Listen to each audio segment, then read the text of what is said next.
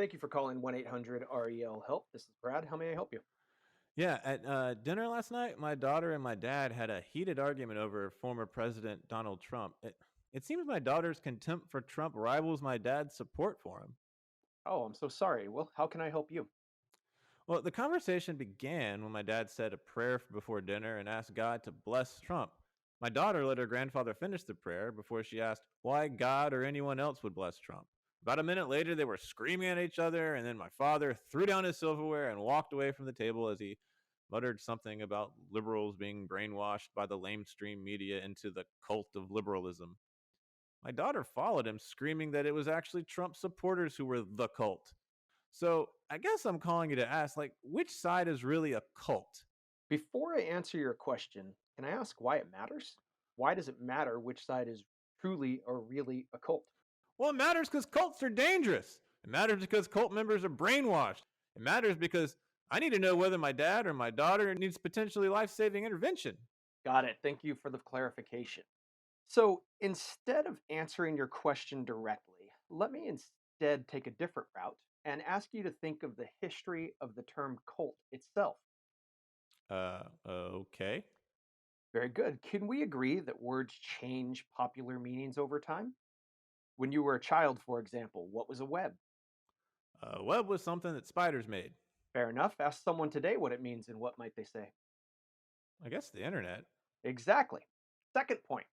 Do you think all people around the world think of the same thing when they hear the word web? I mean, probably not. There are probably some places where they don't have the internet, but spiders still build things they call webs. But really, why are we talking about spiders and webs? Great question. I would suggest that we can apply the same logic to the word cult. What?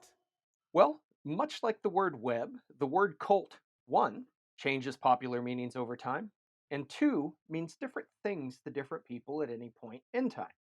Okay, I think I'm following you. Are you familiar with the history of the word cult? I assume it's a word that's as old as civilization. Well, that is a very common and popular position. However, consider that the word cult first appeared in the English language in the early 1600s, where it only referred to worship within the Christian context. Okay, I assume the people use the word to refer to dangerous types of Christian worship, though, right? Not quite. They use the word cult to reference different types of Christianity, really free from any moral or ethical judgment.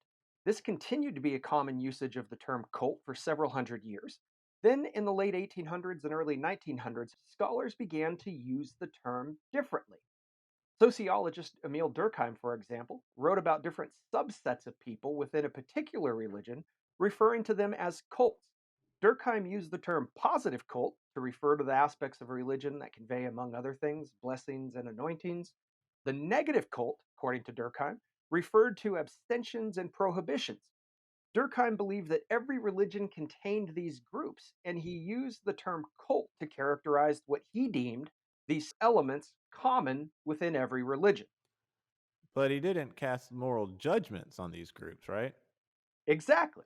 Instead, these terms, Durkheim believed, described common aspects of religious groups all over the world. Other scholars, primarily sociologists, soon used the word cult differently as they adapted it to define different types of religions.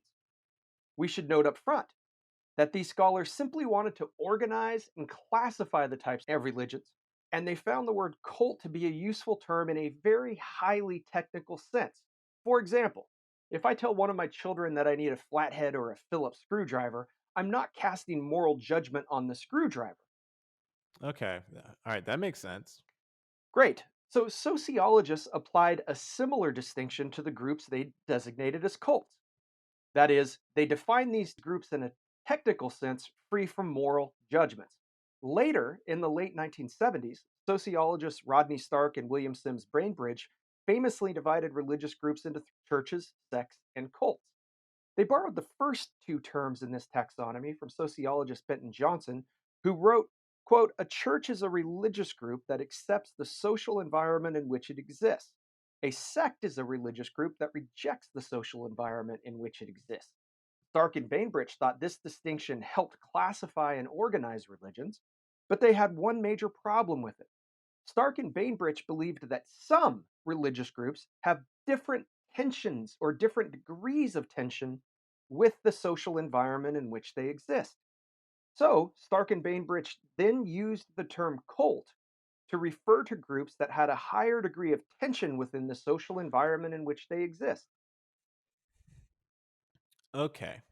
But when did the term acquire such a negative connotation? Well, good question.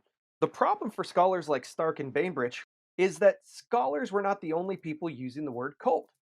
In the 1960s and 70s, for example, many Americans used the term cult in the pejorative sense. These people saw religions like Buddhism and Hinduism coming to America.